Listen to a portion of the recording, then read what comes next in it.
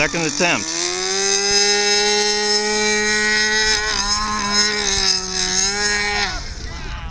Nice aerobatics, but I don't think that was intended. Aerobatics right off the ground. That's pretty awesome. That was a nice maneuver. I think it's a little tail heavy with the parachute. Yeah, that is Robert Sanderson and his multi-purpose plane that has a parachute on board that's supposed to lower it in case of problems.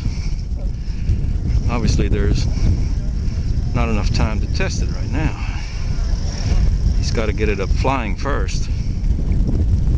The intent is to release the parachute, lower the plane, you know, cut the engine, lower the plane, and then release the parachute and restart the engine, or at least take it back off. It's a nitro plane, we can't restart it. No damage! No damage, he says. All right. Try number 3 coming up.